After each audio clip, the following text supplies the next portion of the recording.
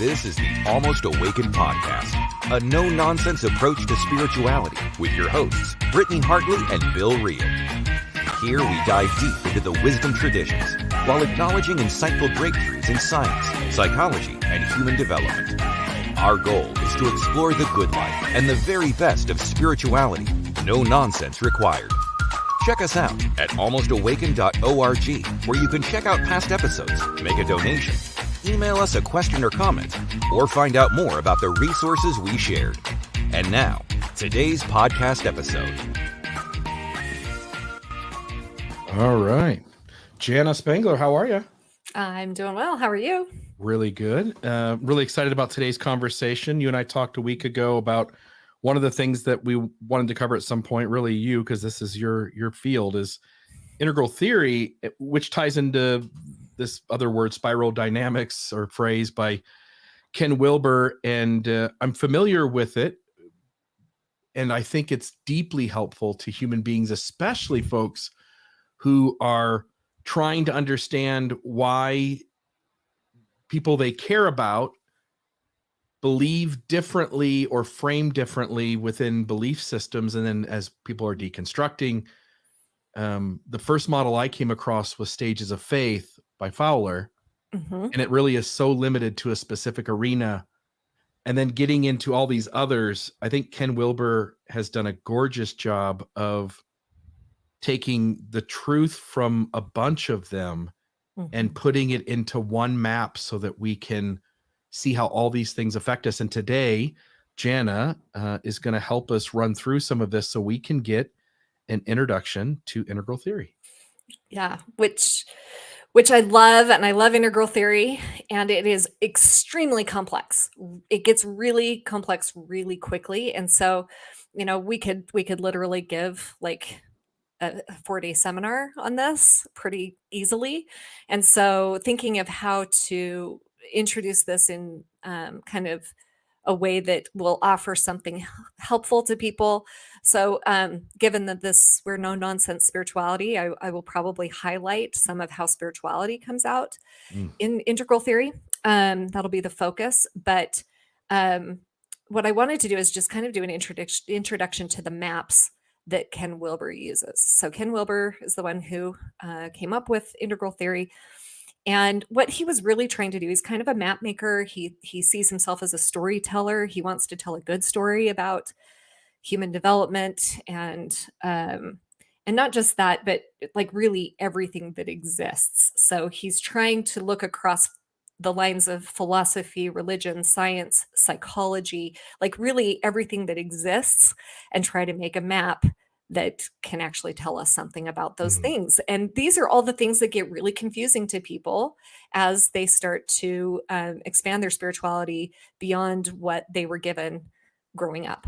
And especially in the US, especially in the Western Christianity, there's a lot that gets very confusing. And so the maps that he uses, I've pulled out a few things about each one that can help us make sense of where we are and what opportunities are there for further development. Yeah, just like driving on a trip. I mean, maps are helpful, right? They show us the territory.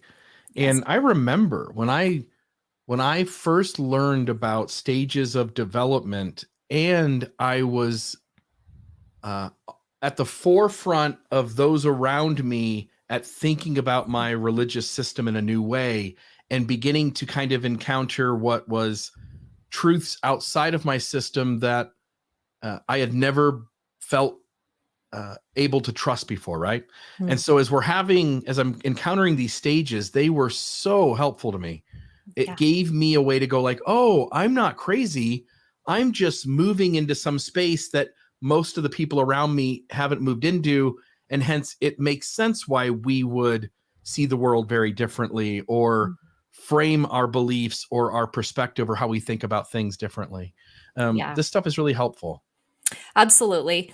And just a couple of disclaimers, just going into map making. There is no perfect map. I love the saying that only the mariner knows that the map is not the sea. Yeah. It's not the territory. You make a map detailed enough to explain everything, and now it's not, I mean, just live it. Like there's no point in having a map. You have to simplify it. So not everything falls into this. Ken Wilber definitely has his own issues and problems. He's a man. He sees things through his way, right? But I find it to be a really helpful starting point, and use it for what is good, and let the rest go. So I'm definitely not here as a Ken Wilber follower saying this is it. This is the way. This is an interesting way. Yeah. And it's one that's been very useful to me in my coaching. I'm an integral coach. So if everyone's always asking me, what is an integral coach?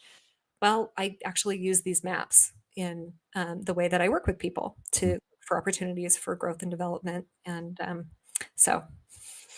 I love it. So take us where you want to start. Okay. So I will just say that the spiral dynamics piece, that is one piece of it. And I'm going to just introduce 5 different kinds of maps that Ken Wilber works with. And we'll get to that in the second one, but I'm going to start with a different map, which is his quadrants. And it's called AQual, which means all quadrants, all lines, but it's his quadrants. And we've got a visual for this. So if you're watching just the audio, you can look up Ken Wilber or integral quadrants, and you can, there are a lot of visuals out there that you can see for this. So what he has in this quadrant is he has in the top 2 quadrants, those are both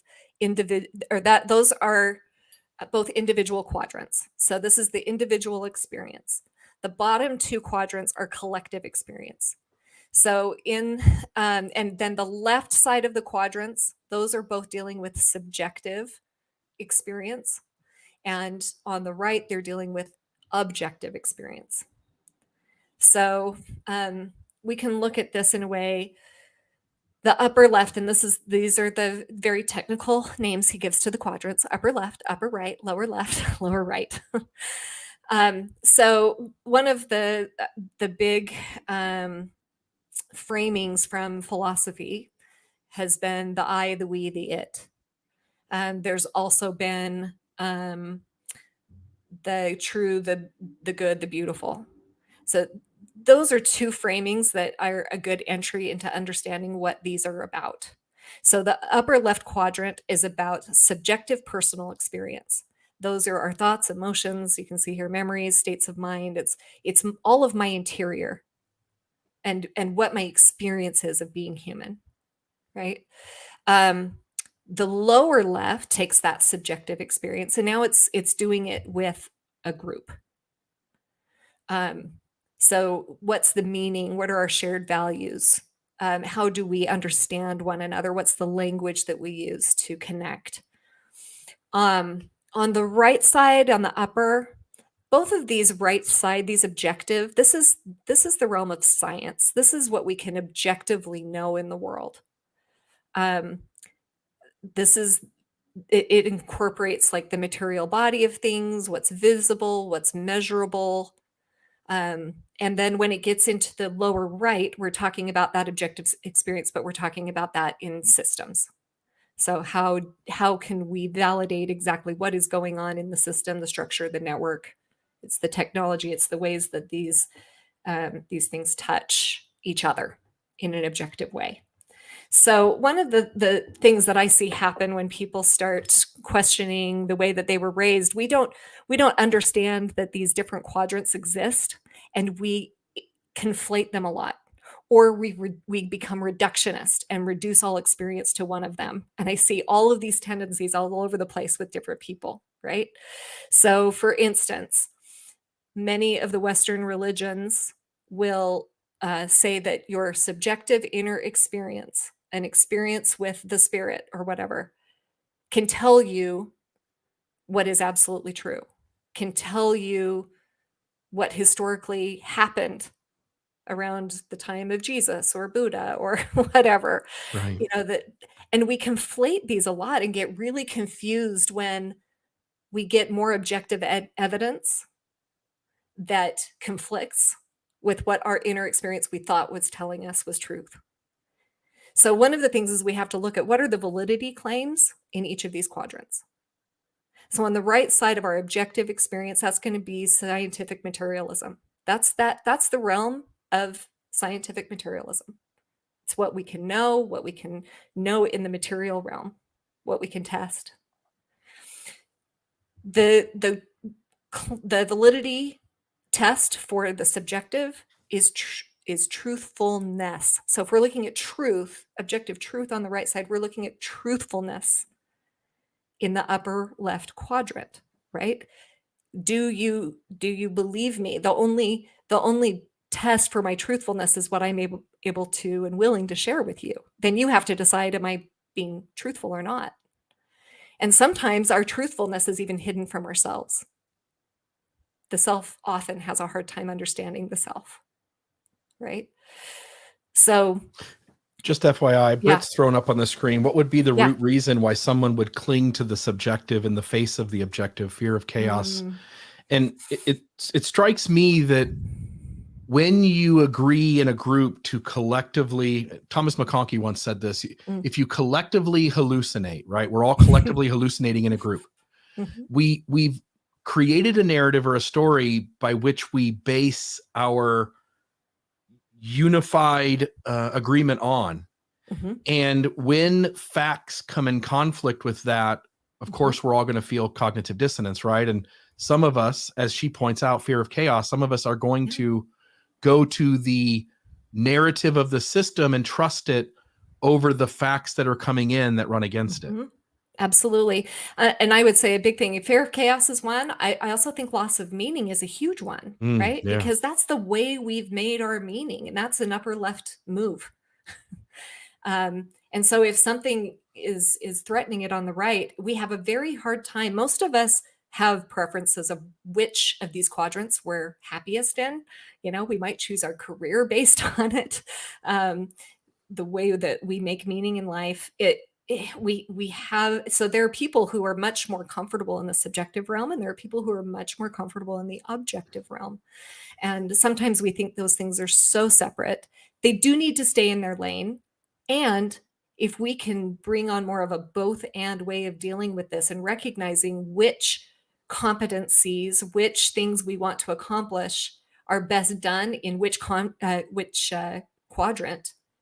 there can be a lot less confusion about what we're doing. Yeah, engineers and poets might disagree on what's important in life 100%. or how we could know that there is good or bad, because one is trained to measure the observable world and the other one is trying to deal with what's going on in the inner world. Absolutely. Yeah. And so as we describe, like the lower left, the validity claim for that one is justness or appropriateness. It's how do we treat one another, right? So if you look at the truth, beauty, and goodness, truth would be the realm on the right, the objective truth. The beauty is the upper left, that's subjective, individual experience. And then goodness is more the bottom left. And what the philosophers are all saying is we need them all. We need a balance of all of them. We get too much to one or the other and something suffers, right? Yeah, this reminds me too that we all come to a shared experience with differences. And one of those differences is a difference in values. And sometimes we wonder why somebody seems to both be adamant that their point of view is right and that they are doing the right thing in the world, right? And Yes. we also think the same thing, but we are in complete opposition with their idea. Right. And it often comes down to the fact that values, or in this instance, quadrants, that we are coming from a spot that we value one of these quadrants more highly than the other person, and they value one of these quadrants more highly than us, at least in that experience. And now you can start to sense why we come to this moment with differences that are insurmountable, perhaps. Yes. Yeah. And one of the things I see is that when we have built a subjective inner meaning world on a particular structure that is, we think it's one way and then we learn it's something else, we really get a lot of internalized trauma around the subjective world. And a lot of us retreat to the objective world because that feels more stable. Yeah. right? Feels a lot more stable. I can prove that. I'm on good ground now, and you can't prove me wrong. Yeah. Because our egos that are really upper left, they want to appeal to that upper right or the lower right to prove our point. And we're all trying to prove our point from that. But then we don't even recognize that is the subjective I that is interpreting whatever is over there in the objective it. And one of the things we don't want to recognize as people is we don't want to recognize that there is no one who has ever lived who can totally see all of the objective or subjective at the same time. So a lot of people like to reduce the subjective, that doesn't have anything to do with underlying reality or truth. It does. It just, we are very limited on the piece that we can see. It's the parable of the Buddhist parable of the elephant and the blindfolded men that are all holding some piece of it.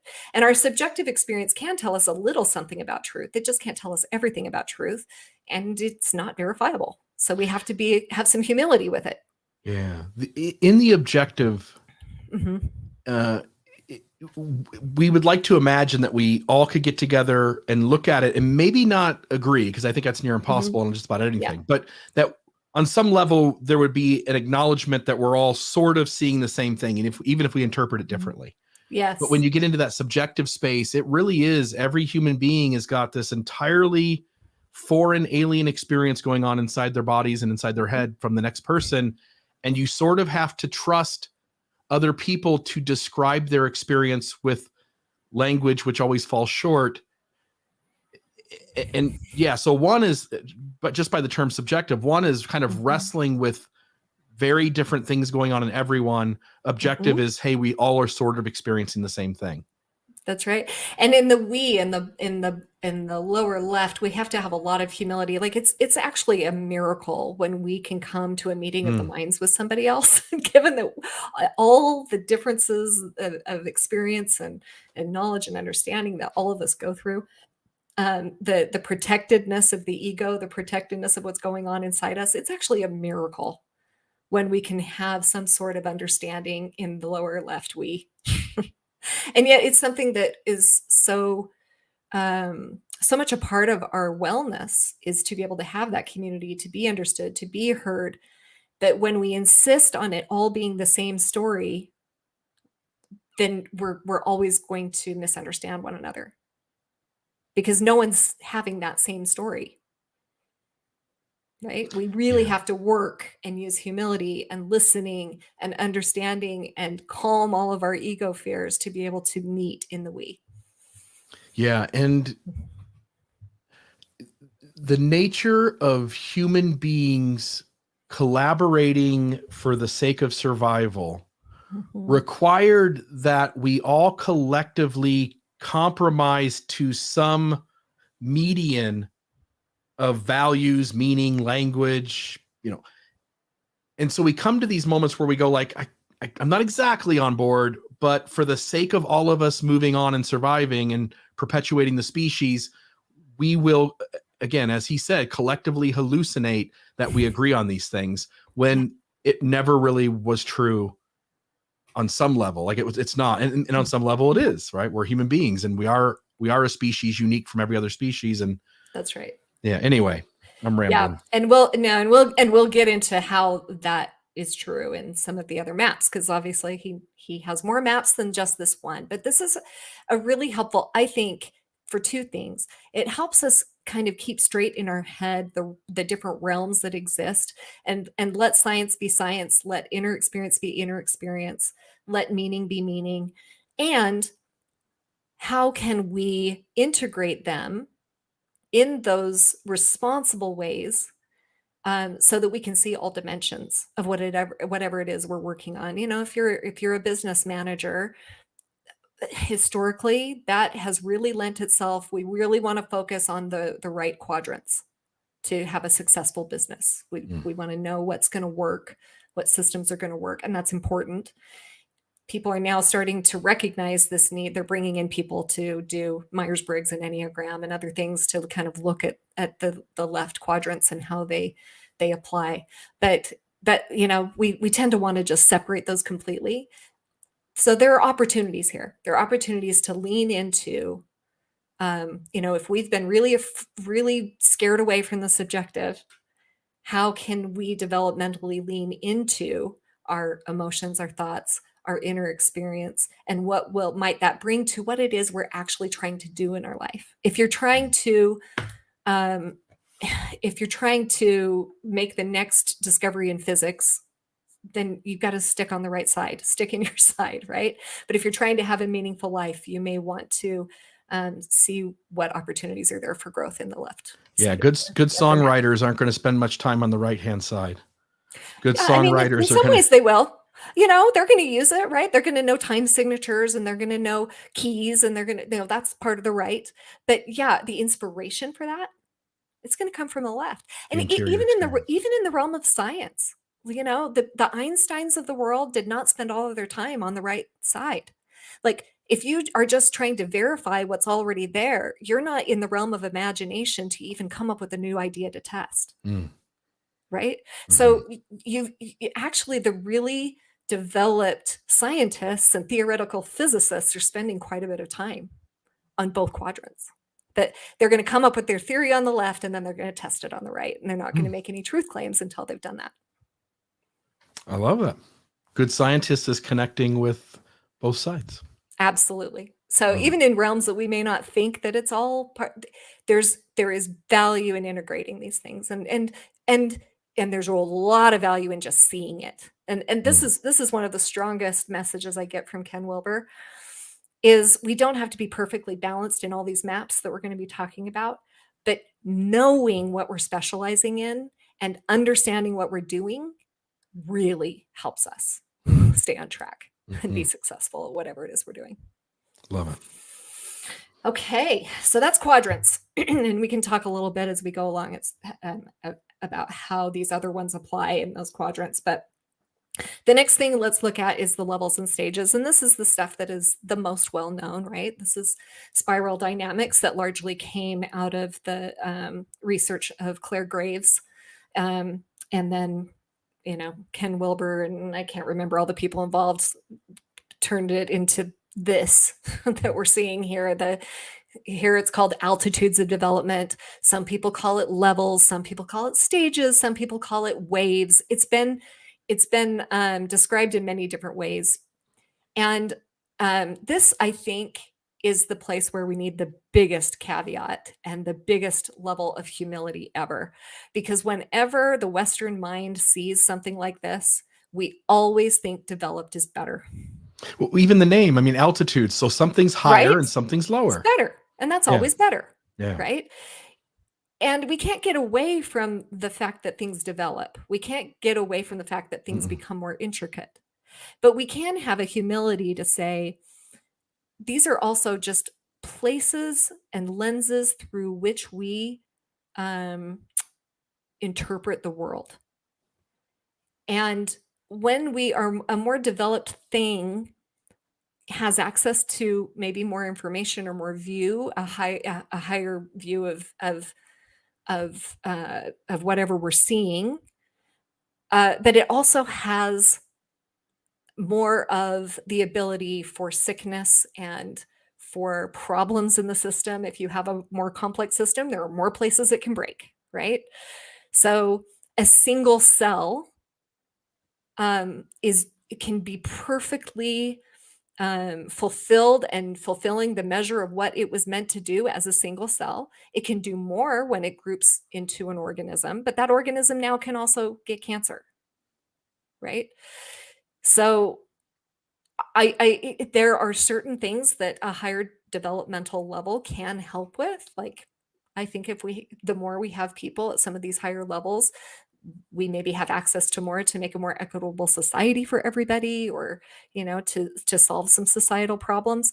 But that doesn't mean that an individual who is at any of these stages has any less value, has any less ability to have a fulfilling life. And there's a lot of pathology that comes from these higher stages.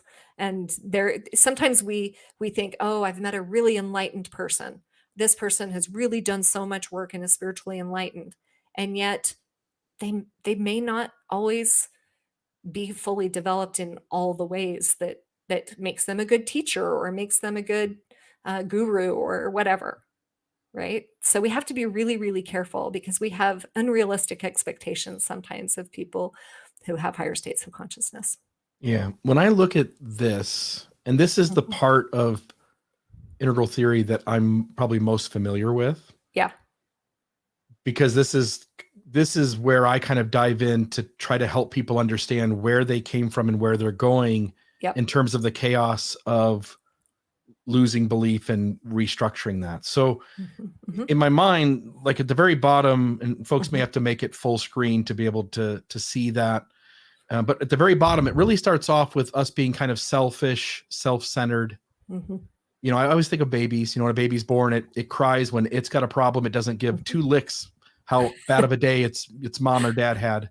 That's right. And then it moves into, you know, the family and tribal, eventually becoming from egocentric to ethnocentric. And then eventually you become sort of human-centric, right? You don't value your tribe over another tribe. You see their grievances as just as worthwhile to explore as your own.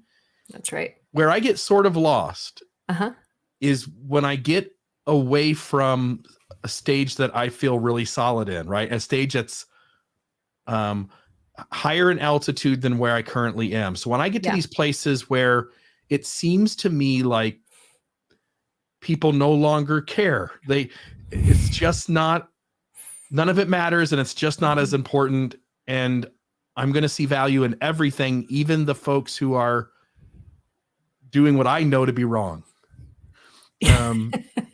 Any thoughts from you how people cope with seeing people a stage or two or three in front of them? Yeah. So I'm not going to go through all the stages. There are too many. We don't want to, we want to save time for some of this other stuff, but the ones that we typically see, and I think the ones that we wrestle with the most in our society are going to be the amber or traditional, right? So that's the place where we really think that our group is doing it well. We're really in touch with that. If you put spirituality or religion through that lens, it becomes our God is our God. It's the way we do things. That's what's going to save you kind of language, right? All those other people might be going to hell or be in trouble. There's the orange or the modern. And this is where we, the modernists are really heavily leaning on science and that objectivity and testable things. Self-reliance. There's a very individualistic thread through this. You'll notice the amber is more community-centric. And these tend to go back and forth. There tends to be like the red warrior stage is more individualistic. The amber is more community-centric. The orange is more individual-centric again. And then the green and postmodernist is more community-centric again. So individualism is really valued. And you'll notice that certain things become more of a value at these other levels. So at the green, the postmodernists, now we don't like hierarchies. We want everything to be done by committee. We've got to look at the needs of everybody who is there. It's more world centric. But there's a real pathology that comes with all of these. And one of the things that we notice that wherever you land in this, there is a culture war. Sometimes we think the culture war is just, right versus left. There's actually a huge culture war between these three things. These three kind of create our culture wars because they value different things. And so, you're muted. Amber, orange, and green. Amber, orange, and green. These guys don't get along. They're not going to play nice at a party. No, this is cage match here. 3 go in, 1 come out, right? Like, yeah. I was going to add that they probably do get along okay with the folks who are higher up, only because the folks higher up know how to play nice in the sandbox. So a lot of these ones actually don't. What we find is that it's getting to the integral levels is the first place where they can really play well with all three. Right, the second tier.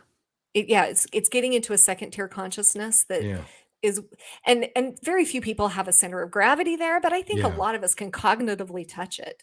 And Yeah. then we can bring it back and try to force ourselves to be nice to the other Right. ones. But I think when our center of gravity is in one of these, we just have an instinct that the other ones are doing it wrong and they're not valuing the things we value. And we have a really, really clear view of their pathologies. Yeah.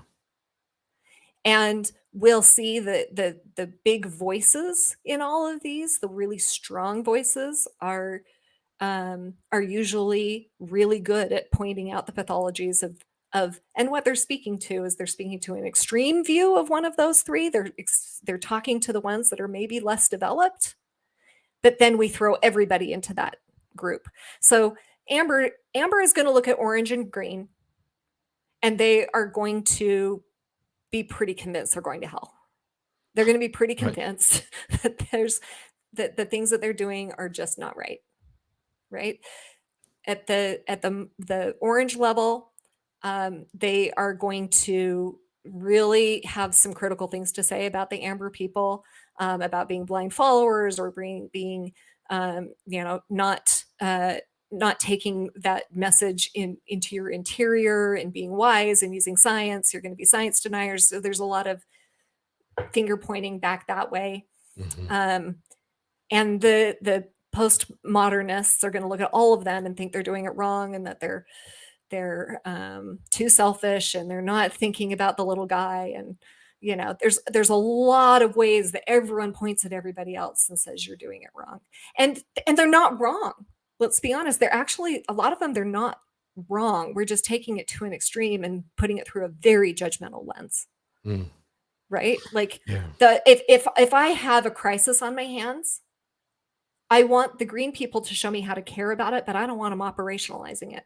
They often just get bogged down in committee and don't get anything done. You want an actualized orange person to tell you what to do, to organize it, and you want an amber person to bring all of their community to do good. Right? And it's only at the integral levels that we start to see all of that and start to see how we can leverage all of it. Yeah. And the higher up this, and I want to call it a hierarchy, but I don't even know if that's fair. Because again, all of this language places order on these. One thing that's been helpful is I look at my 3-year-old grandson, who to me is perfect. He's just perfect. And I recognize that he doesn't even comprehend any of this. And wherever he's at, it's certainly somewhere on the lower end of whatever this is. And he's not broken or less than or inferior in any way. Nope. Yet, as you move up this, again, I'll say hierarchy, as you move up in these altitudes into higher stages, you begin to sense, feel into, and utilize an awareness that all life in the universe is interconnected. That's right. And it goes from being sort of sensible to that to realizing like it's really just one organism. I think maybe I've said this in a conversation with you before, but if one of our red blood cells could talk and it would see itself as separate from the body, it's just in the universe of the body doing its thing. But we, with this 20,000 foot view, recognize that the red blood cell is part of the body. That's right. In the same way that you like to think you're separate, but in reality, the universe is this life form that because of consciousness, we see ourselves as separate, but we really are it. And moving from separateness to seeing we are all one is sort of the trajectory of this as you move up in stages. Is that fair to say? Absolutely. 100%. And we'll talk about this as we go on. I think if we do a couple of the other maps, we can start to put all that together. But it's that idea. I love that analogy of the red blood cell. And another one would be a singular wave in the ocean, right? It's being a singular wave and suddenly recognizing that you're also ocean, that you're part of all the other waves. It's recognizing your nature is that you're wet. Yeah. And states of consciousness can be really helpful in helping us achieve those and to achieve movement within the development. And we'll talk about that when we kind of introduce states. So Love it. So let's move on to lines. So lines of development are kind of sometimes easier to access even than the stages, but it's recognizing that there are all kinds of different lines. We have a moral line, a spiritual line, an emotional line, a somatic line, interpersonal line. There have been maybe a couple of dozen of these that have been maybe looked at as separate lines. You can have a mathematical line or a musical line, right? Not everybody develops all of these and develops them equally. No one has ever developed all of these lines perfectly. And this is one of the reasons you see like spiritual leaders tend to be really high on the spiritual line, but they may not all be really great in the interpersonal line. They may have some problems. They may be really developed in the upper left. Like spiritual development is an upper left competency. But if you aren't really strong in the lower left, you can do a lot of damage. If your moral line is low, that's a problem. And a lot of these lines of development, certain combinations of them can be inherently problematic. Like if you have a society that has a high technical line or technological line and a low moral line, that causes all kinds of problems. When someone who in a moral way, and what we mean by that, the moral line, so lower lines of moral development would be very selfish. It would just be what's good for me. Mid-range, it's we start to notice what's good for us. And in the highest levels of morality, we are really, really valuing all of it and thinking in more complex ways. But if you have a really low moral line and a really high technological line, you might get Hitler. Or you might get people who wield a lot of damage because they can't take in the full value of other people. So, so different people who have done work in this, like we're familiar here with Fowler's Stages of Faith, right? That was the spiritual line in particular that Fowler was looking at, right? Maslow was looking at a needs line. And, Lovinger looking at ego development. Carol Gilligan was looking at women's attitudes about life and things. And what they all find, and this is what you see in these, this that we're looking at, is you can lay them next to each other and you can pretty much line them up and say, oh, this is how Fowler lays onto spiral dynamics. And you can see how they all kind of have similar characteristics. They're just describing a different line of development. So this is another way to look at it, and this is the way I use it in coaching, is what is it that a person is wanting to do in their life? What are you trying to achieve? What's the desire of your heart? Well, what lines of development are required for that thing, for competency in it? And where am I in those lines of development? And where are there opportunities for me to develop my particular lines to help do the thing that it is I want to do?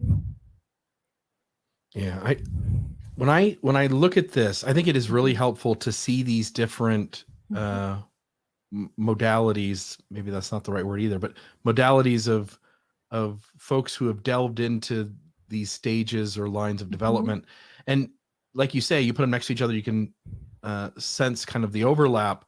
They're all speaking to some truth. This idea that we start off life being given stories that aren't really based in the objective, like, for instance, the magic and kin spirits, like that's noticed there in Graves' values, pre-operational over at Piaget. As I look at all of these, as you move up, and I'm sorry, I'm going to struggle with this because there's always this language that's always going to be a hindrance to the audience. As you move up in the stages, you start to sense the world as it really is, and then you sort of move back into a magical stage again where you look past all the stories that we've put on all these things and again recognize that we're all one, doing this, like this universal breath that's just moving. Yes, yes. Anyway, Yeah, so there are these qualities of it, right? So Carol Gilligan described 3 stages, and there are two stages within each of these groupings, but it's the selfish to care to universal care. So she did research where she would ask people's attitudes. And I find this really interesting. If you want to really understand how people do developmental psychology in these studies, this is one way. She would ask these women a question about what do you think about abortion? Should a woman be able to have an abortion whenever they want, right? And she would find that she would do longitudinal studies. So she'd ask that question and then ask it again in several years and again and again. And what she found is that people would either stay at the same answer that they gave the first time, or they would move, but their answers would go in a developmental fashion. If someone was speaking from a universal care place, they didn't go back and give the selfish answer. So, right. and the examples of that would be a woman should be able to have an abortion anytime, any place, absolutely no question.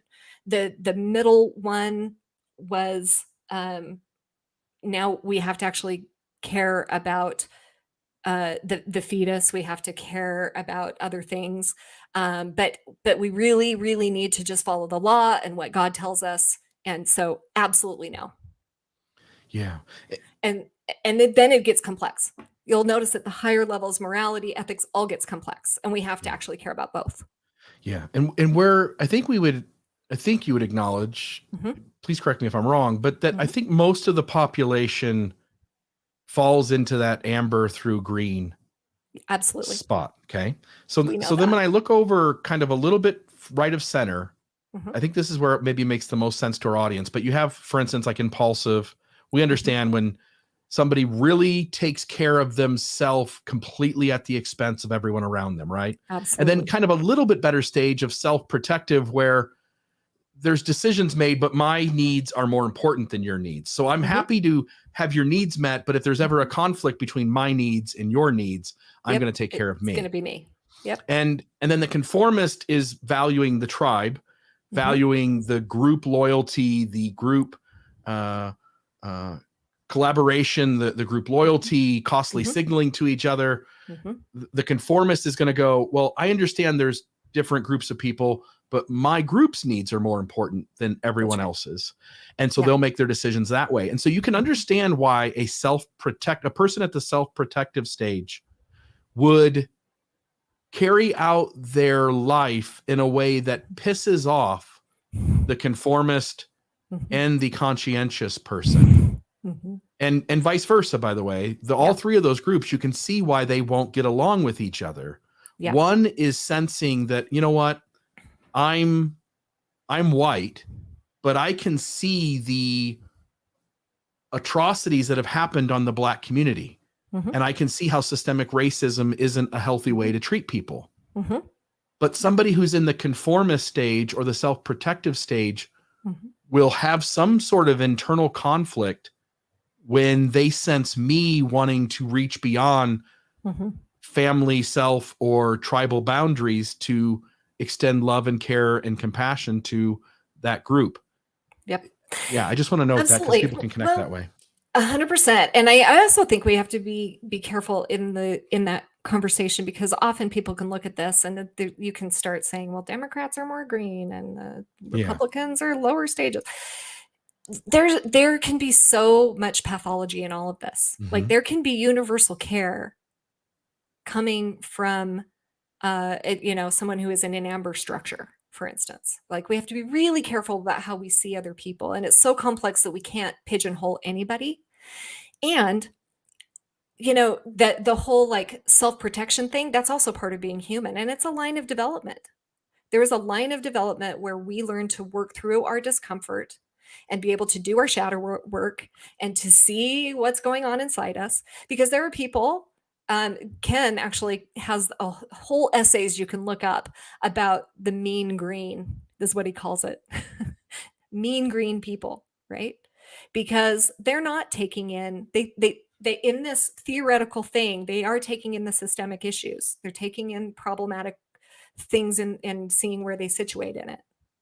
and they're wanting to do what's good within that.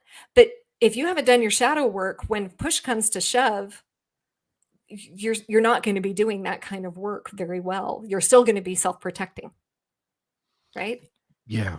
Your consciousness can take all of that, but your inner work isn't such that you can actually act it out. So I care about the Black community, but I'm going to stay living in my upper, level of income in this way, and just, shout at everybody who's not doing it right. There's privilege, and I want everyone to be equal and fair, but I don't want to sacrifice my privilege to get them there. Absolutely. Yeah. And it should be noted, I did a introductory conversation around IFS a week or two ago, and you and I are going to follow up and have a group discussion on IFS and get a little deeper into it in another week or so here. And what I would notice, if people who have listened to that one, what I've noticed is if I go in my head and talk to my parts are in different levels of consciousness. So the part of me that wants the world to be fair is at one of these colors. Yes. And the part of me that wants to make sure that I get the biggest half of the hamburger is in a different. That's right. So none of us should look at this and place ourselves in a color, although we all tend to do this. Rather, you ought to recognize that there are parts of you, probably at least in 4 or 5 of these, at a minimum.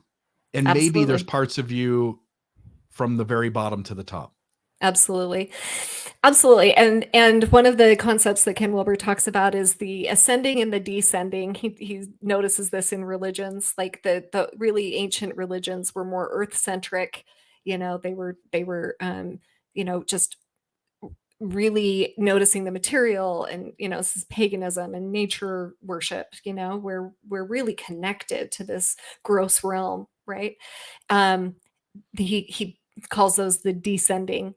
And then there's the ascending ones, which is most of the ones we know are trying to escape this earth, and we've made the body bad, and we've made, we're trying to transcend everything, right?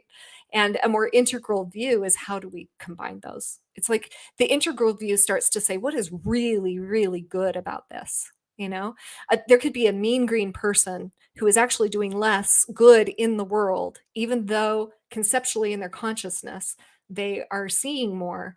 But that amber person from a place of like, we just really need to help people. They're not the same as me. I may not be doing it from a place of solidarity. I'm doing it from a place of service and, oh, you poor person. But they're doing really good things. Yeah. From that space. So it's one of the ways that we start to break down the judgment of one another, is just seeing that different people are doing it from where they are, and good resides in every single one of these, and pathology. Yeah, each exists. Each part of this, each level of this brings certain gifts to the table, and weaknesses, of course, but certain gifts to the table. And Britt here asked the question: is development more inherent or privileged? And her and I did an episode on Maslow's hierarchy of needs, and there is. I think there's several truths here, so I want to not impose one as being absolute, but one truth is that if somebody is fighting daily for safety and security, they're probably never going to move into the higher stages. Yep. And a competing truth with that is that if you have the ability to sit present with suffering in the world, including your own, you also then increase your chance of probably moving into higher stages. 100%. So, in a lot of ways, the marginalized have that, because the higher stages are defined by higher compassion, and hard things bring that. When you sit in that, you gain a bigger view of the world. So it is both. We also know that the younger generation gets a free ride up to wherever their parents are and their society is. So, there's privilege in that. There's privilege in who your parents are, And if you are in, if you live, reside, enjoy space in a place where you have educational opportunities. My mom took me to the city library every week or two, and we brought books home and we read them. And there are other places in the world where to have a book would be unheard of almost. Mhm. And to recognize that our exposure to people, ideas, differences, concept, all of it Mhm. is a catalyst for our ability to hold space for all of that, which then moves us generally up along these levels. Absolutely. And we also have to have to recognize that the ways we judge where we are, where other people are in this, is also very informed by the values of our society. So in America, we love success. We love the cognitive line. We love, these people who are really doing really well in all of their lines, and the ones that we see that are just so high. And we don't always see the ways that this person is actually extremely high on the interpersonal line, and that is bringing a certain value that isn't monetized in our capitalistic society, right? Yeah. So we have to be really careful about what we even see as development. Some people are really highly developed in ways we don't see or value. Yeah. It's really hard sometimes for me to appreciate a person who brings really serious gifts to the table, but is in a different color than me.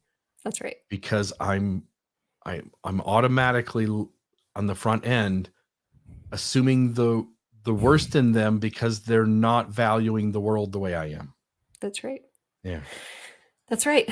And I think it's not until we get to these really deeply spiritual spaces that the capacity for spirituality actually goes up. The lower ones can be really good at religiosity, but capacity for spirituality goes up, which means we're less identified with this body. We're more identified with something transcendent and divine. And sometimes it takes that to get past all of our ego defense instincts that keep us with that view of others that isn't really quite so good. Because when we're letting our ego defenses run, we are in a place, this is how we have evolved as people. We are always wired to look for the threat. And it's not until we disidentify more with this body that we recognize that there's a piece of us that is safe from all that threat. And then we're more able to connect with other people. Yeah. Again, I don't want to go off in tangents, but connecting back to IFS, one of the moments was I had an ability to sort of see all my parts at once. Not that I saw them all specifically, but I could just see the room full of people, right? And recognizing that when you really get grounded, you are just the observer who is now taking in the perspective, needs, wants, motivations of all your parts, and you get to make the wise decision. And that piece of you isn't attached to any of them and their needs or their reasoning or their shame. And they carry different traumas, and you don't have any. You're just the observer who's watched it all happen. And they were the ones who took the hit in order to protect you.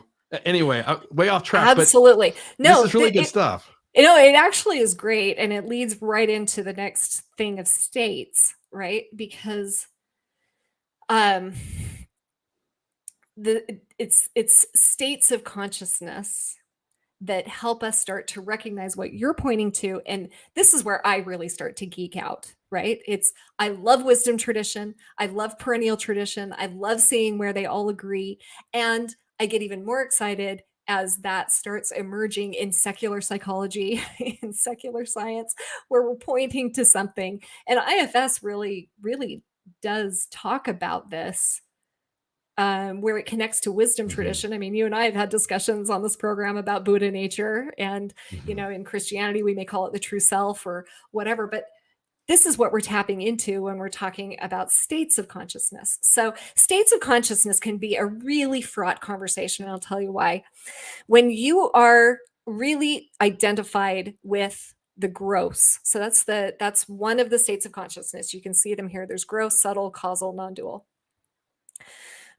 Anything beyond the gross is going to sound super woo-woo to you. What do you mean by gross, by the way? What does that mean? Okay. So gross is, and this is probably one of the most accessible ways to start thinking about these things. The gross is the material world. It's what we're aware of, what we can see, touch, hear, feel. That's like the waking world, right? We're in a state of conscious where I'm awake and I am aware of the objects in the room. The subtle realm is more like the dream world. So it's not the material. When you are dreaming, you are not aware of the material world. You're having vision. You're aware of energies. You're aware, this is the realm of thought, emotion. Those are subtle energies that you cannot touch and feel in the gross realm. The causal is similar to deep sleep, right? Like there's no consciousness, there's no material, there's no visions. There just isness. This is the place of the witness.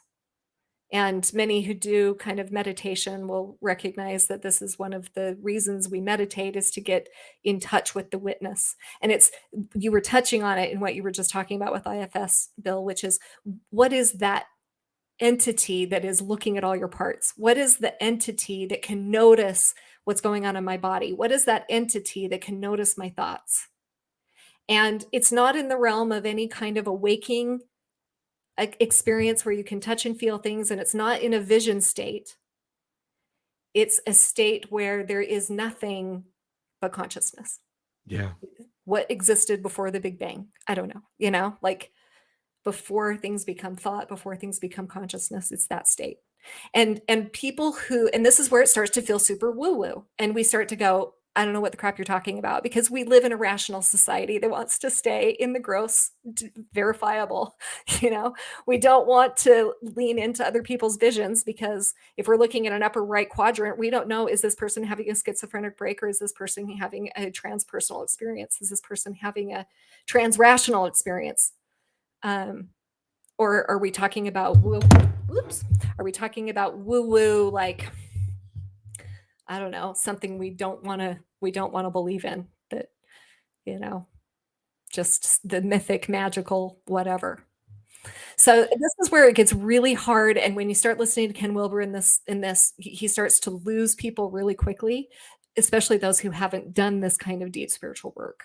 You talk to someone who's been meditating for 30 years and they're like, oh yeah, let me tell you what each of these tastes like. But when you get into like a causal and non-dual realm, there are no words. There are no words to describe what it is. You do have to experience it, and then it's something you can't explain. Yeah. And like you, I fear that people will sense like, okay, that now we're in the place of tarot cards and exactly, and Reiki, or yes, and on some level we are, but not in the way they think, right? So that's right. I would only suggest that folks notice that the experts in not necessarily this field, but all the fields that deal with development are always talking about non-duality. And if you're a listener and you're going like, I'm sort of lost here, that's fine. Yeah. But recognize that the experts in the arena, not just folks who follow Ken Wilber, are pointing us to these same things. And there is a truth here, even if in your limited understanding at this moment, that doesn't make sense. There's nobody here is asking for you to invest in a new guru. That's or join another church. That's right. Rather, we're talking about how we think about the world and how our ability to think about the world moves, shifts, and change in a certain order.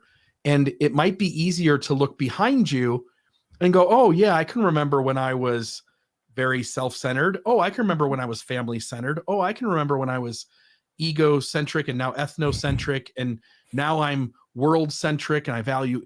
And you can go like, okay, I can see the path behind me. Recognize that there are additional steps in front of you, but because you haven't experienced it yet, they are to you in this moment blind spots. Right. Absolutely. And so it's important also to notice that all of these actually do have some studies behind them. So one of the ways that they study and we can actually see on EEG what is going on in these states of consciousness is the different kind of brain waves that come from it. Whether it's the theta wave is usually the subtle, the causal wave comes in a delta wave. And there's actually a video out there circulating of Ken Wilber himself. He says it was very rudimentary. It was not meant to be some big scientific thing, but it was just kind of like an interesting thing that he can do, is that he's such a practice meditator that he can put himself into those different theta waves and delta waves, being conscious intentionally. So he can tell you he's changing it, and now the technology shows that it has changed. Correct. Yeah. And I know that on this show that you guys have talked about psychedelics. Psychedelics is another way to get into these states, right? And those brain waves will show up there. And under fMRI, and a meditator in deep causal meditation is going to show up looking very similar to somebody who is experiencing a psychedelic experience, because different parts of their brain are firing. So in those ways, these are tested. They feel woo-woo, but you have to talk to the people, because there aren't a ton of people who can do that, who can just put themselves in that state. It's a small number. And so the question for me becomes, well, why is this even helpful if it's only a few people on Earth who can even get to these stages, right? Or these states.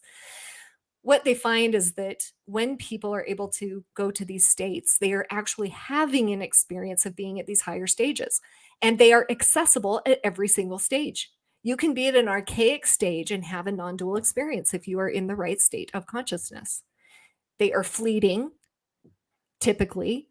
And what actually defines some of the higher stages of consciousness is a more permanent access to the states of consciousness. So practicing states of consciousness, practicing meditation meditation is the only proven way that we know that has been tested to move up quickly in development in the stages. So there is something very powerful about the states of consciousness. And the second thing to note is that, yes, anyone at any level in a very selfish place can have a God experience, but it's going to be interpreted through the stage of consciousness, the level of consciousness that they have access to. So if someone has a God experience and you're at the amber level, that's when you're going to be like, oh, yeah, of course, God's there. God loves my people and not yours. I think an example that comes to mind is, so let's take Christianity, for instance. When somebody says, that Christ is within us, or we are gods, right? There's that scripture. On one end, somebody higher in these stages of development would recognize, like, oh, what is being taught there is the eternal truth that we are all interconnected. And because the universe is expressing itself as my version of human for a little while, yes, I am the universe, hence I am God, right? And yes, and yet if somebody's at a lower stage, they're going, well, what it means is that if you read this verse and this Bible, and it means this, and here you got to have the right rituals at the right moment. It really, again, language fails. It really is a matter of people coming to a shared space where one person is adamant that the narrative they've been given is absolutely true. That's right. And the other person recognizes that it's all myth. That's right. And hence the meaning is more mystical, whereas the other one is taking it really from more of a literal narrative, has to equal this for us to get to heaven. Yep. And that difference makes it really complicated it's why the word God, for instance, is such loaded language. Because when you say God or I say God, we don't even agree. And at least on this level, I sort of go like, I think I know what she means. And you go, I think I know what he means. Yeah. But if we sit down with a Baptist or a Methodist or a Mormon or a member of Islam who's really orthodox in their tradition, they're going to not be anywhere close to what we're talking about. That's right. Yeah, that's right. And so some of the things that we find are the people who are in more of this contemplative space and have had more of these states of consciousness and experienced what it is to transcend the self. they're going to be speaking to each other and making more sense to each other from different traditions than the people in the orthodox level of the traditions themselves. I also see a deep flaw with language in these. In other words, Mm-hmm. the word gross, I understand it in terms of math. I understand it in terms of Yeah. being disgusting. Subtle, I sort of understand. Causal, I understand. Non-dual, I don't. Yeah. And when you try to pose these words to somebody and say, "Hey, I'm trying to share something with you." Yeah. Every one of these almost needs either a new word or a in-depth explanation. Otherwise, you look at this and it's just words that aren't exactly being used the way you're used to them being used. That's right. Does that make sense? Absolutely. And it is. It's one of the barriers. Language is always a barrier. And language fails, especially when we get to non-dual. But non-dual, the best way to point to non-dual is that it's the integral level of all of these states, right? It's when we can combine all of them. We are in touch with the oneness of whatever consciousness is there without the material or without the vision, but it includes all of that and notices all that it is arising in all of these levels at It's all all times. true, it's all false, it's all right, it's all wrong, and That's it's right. none of those things at the same time. Exactly. Yeah. Exactly. So the minute we try to put a word to it, words, our brains, the way it works is it's comparing it in ways to its opposite and whatever. So that's why the minute you start to describe it, you've lost the non-dual. Yeah. Yeah. Again, another facet, but the greatest wisdom teachers around us seem to tiptoe around the edges of it. And as you just said, the moment you apply definitive terms, labels, interpretations, and definitions, you are exposing yourself as being further away from it than the people who were just approaching it from the edges. That's right. Yeah. That's right. Okay, so let's move on to types. Then I want to sum up with kind of another framing that Ken Wilber has. It's separate from his lenses, but it's something he's been talking about in recent years that I think is really, really helpful when it comes to our individual journeys and saying, okay, how does this all work? But I don't have a visual for the types. We don't have a visual for that, but types is probably the one we're all the most used to understanding. So this can be in the form of it's just description of ways of being in the world. So people can use Myers-Briggs as a type. Enneagram can be a typing system. Looking at masculine and feminine energies, those can be types that we can look at. Astrology can be a type. Any system that kind of tries to describe the different ways of personality traits and ways of showing up in the world. And people are just fascinated with types. Like, they're so fun. Like, whenever someone brings a new type, okay, we're going to do the disc. Which one am I? Which one are you? And where they can be really helpful, I find, is in two ways. One is in just personal development and seeing the places where traumas and difficulties in our life show up and how that affects us and how we try to adjust for that in our goodness in the world and all the ways. This is like they're useful tools to point to the ways that we need to heal. They're also really helpful in languaging. All of these are. If you're talking to somebody in a different stage of development, you need to use different words. Right? Someone in one stage of development is not going to understand God as the same thing or whatever. And this is why it's so hard to meet. Like, it takes such a deep conversation, Bill, for you and me, and throw different people into the mix that are believers, that are atheists, that are whatever. Man, we're all having a common experience as humans, but boy, it takes a long time for us to really point to what that is, right? Yeah. But types can help. It can help us to figure out, like, a lot of people will do Enneagram and they'll do it with them and their partner and then look at them and go, oh, well, now I understand what you're doing, why you're doing what you're doing, and I don't have to take it personally, right? So types come in and just help us do that inner journey. So they really help quite a bit with the upper left and the lower left kind of ways of being in the world. Yeah. And I think it does, again, not that anyone should put all their eggs in one of these personality tests or whatnot, but but there is truth to them. So taking the Enneagram, for instance, being an 8 on the Enneagram, sort of justice warrior, right? I'm going to butt heads with anybody whose personality values something that competes with my need to make the world fair. That's right. And if I can go into a shared space, because all of these have done them. I'm going to throw this back up for just a moment here. Let me, this was the last one, which kind of throws them all together, but that's going to be a little confusing. We'll show that at the end.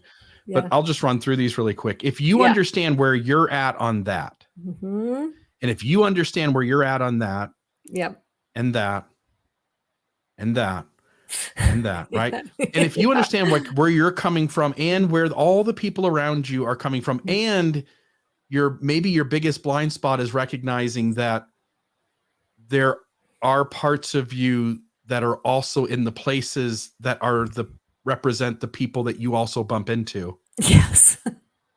You can start to work your way through the world in a much more compassionate way that recognizes your values are often getting in the way of your best, healthiest self. And it really is what this is all about. Integral theory is helping you to understand your blind spots and where other folks are so that you can come to any moment being much more wise and present, compassionate, and effective. Yeah. If me knowing that I'm coming from one place can meet somebody who's in a different place and can leave room for it to be different, for it to be good, bad, beautiful, ugly, all of the things in between, and have the humility to really step into their reality. You know, Ken talks about meditation being the only way that we know is proven to move up in categories. But I think being a very humble, curious human being can also be a way of doing that. It's a way of accessing that there is a world outside the world that I'm experiencing. And it can help us be inspired to what might be available in the road ahead of us.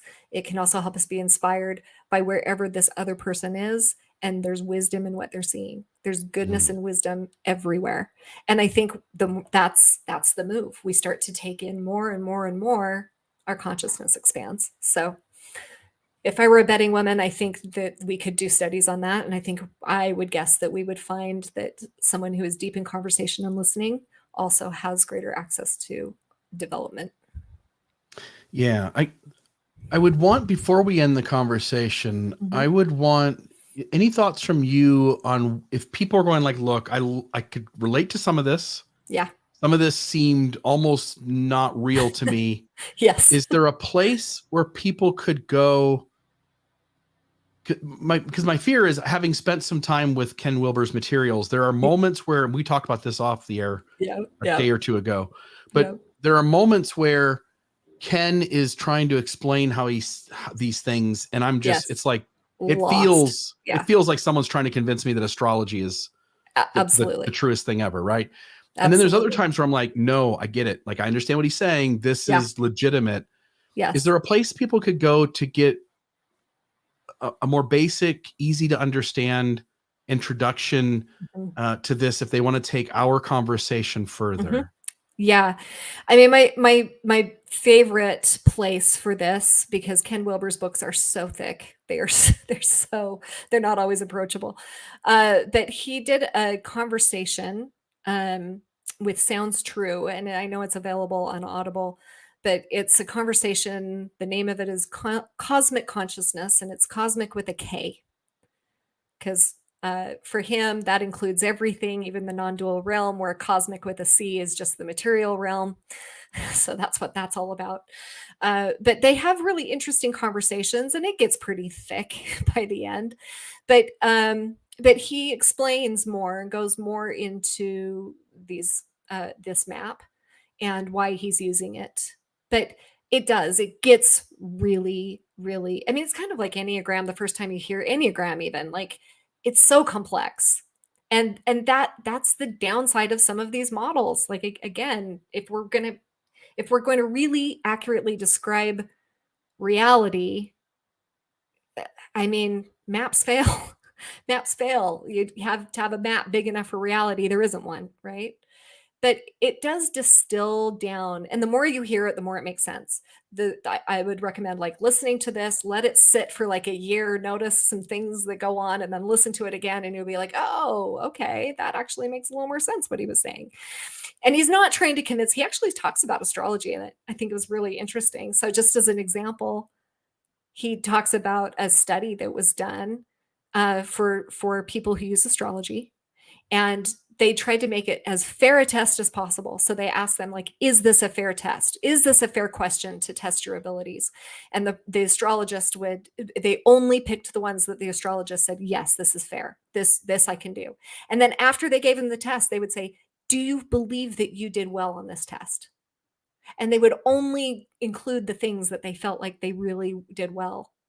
And he describes this test that they did of 300 different people, and all 300 failed at predictability of something that was going to happen.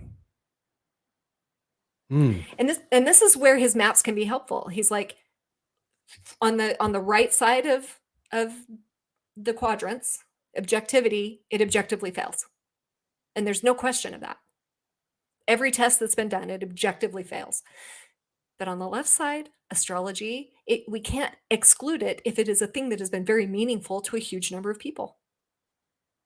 So what is that? How is that helping with the meaning making? We don't have to exclude swaths of things just because they fail on the right side. But if we are a very rational person, that's all we care about, we're just going to say it's all poppycock. No point. Yeah, I was just posting in the comments, folks, if you're listening live, and I will put this in the show notes so that folks can find it if they're listening. Obviously, most listeners come after we've done it live. They'll have both the audible version and the Sounds True version of Cosmic Consciousness, the link to get that. Understanding stages of development, which is really only one phase of this whole thing of spiral dynamics. The only thing I would want to add here maybe at the end is the reason it's called spiral dynamics, and I don't, the picture I had there doesn't show it, but I've seen pictures where it is a spiral. And it is the idea that, even as you said, like, read the book, wait a year, read it again. It's this idea that we constantly keep revisiting things in our life, but when we come to the same issue, we come to it from a different perspective. Absolutely. And now we're thinking about it again, but in a slightly new way. And as we do that over and over and over again, we just got done reading for our book club, the Anthropocene. John Green maybe is the author. And it's a conversation where he notes at the beginning, this book is about things that I was paying attention to, what I was paying attention to. And when you get more intentional about watching the world unfold in front of you, you'll start noticing things that you've run into before, but now it's slightly different. And you are constantly being given, I think, beautiful opportunities to learn from these moments over and over again, and to sense your own shifting as you come back to a common theme or element that happens in your life. Absolutely. Absolutely. And it is important to note that. And none of it is linear. It's all messy. We all have, they call them children in the basement, where we're really low on a certain line of development. You know, this is lifelong work. It never ends. And piecing it apart is really hard. And this is I think it covers the idea of spirituality well. Every time someone asks me to define spirituality, I do it differently because it's a hard thing to pin down. I think so many people tie it to some idea of God. I don't think it needs to be. But I do love this last little thing, and this is just something Ken has been talking about in the last few years, and I think it's where the rubber hits the road of what can I do for my own spirituality. And all the different ways that we deal with spirituality, whether it's figuring out our own ideas and values and identities, what we identify with, who we do it with, how we connect to the world, how we connect to the ineffable, how we connect to all the experience of what it is to be human, the inner journey. I include all of that in spirituality because I think it all affects it. But I love these dimensions that Ken talks about. He talks about growing up, cleaning up, waking up, and showing up. And these are 4 different dimensions of our spiritual life or our human life, right? So growing up is growing up through the stages, right? It's how do I take in more, learn more, be aware of more. And we've talked about ways to do that. Cleaning up, I think, is a really interesting one because I think that we have taken cleaning up in ways that have been kind of damaging actually in our religions. We think of cleaning up as purity culture and those kinds of things that can be really difficult. But what he talks about in cleaning up is that cleaning up is about excavating the shadow. It's about excavating the things inside us, that places where we're lying to ourselves, places where we are not truthful with ourselves about what we are. And that is really worthwhile. That can be done through meditation, through therapy, through types. This is like the work in the upper left quadrant. And that's cleaning up. The more I can show up clean, the more I can have compassion for you. Right? So Richard Rohr has said this, and I love it. He says, in Western Christianity, we went after the wrong thing. We went after the shadow, not the ego. And unfortunately, the way we show up in it often solidifies the ego and vilifies the shadow rather than integrating the shadow and breaking down the ego.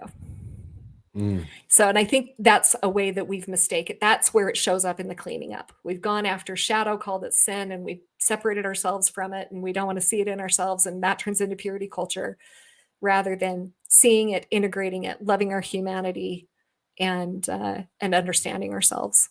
And yeah, I'm relating to that again. IFS work. I'm relating to the idea that you blame the protectors. Yes. But in reality, you got to figure out why the protectors do what they do. And it often goes back to some other moment where things weren't right and your ego has done something with that from that point forward. And if you just blame the protector and go like, I just got to stop doing this thing I do, you never get to the underlying work that really does get you to a healthier place. I 100% agree. Right? Yeah. IFS is it is one great modality for internal integration and for looking at shadow.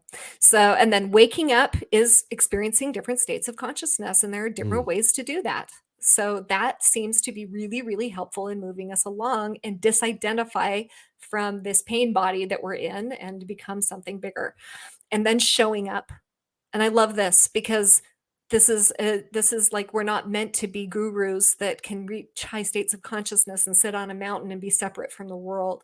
How do we show up when we're cleaner, when we're grown, when we're waking up and actually do something good in the world? How do we show up for one another? And I just love seeing these 4 things as really important ways of integrating our spirituality and feeling a more meaningful, fulfilled life. Yeah.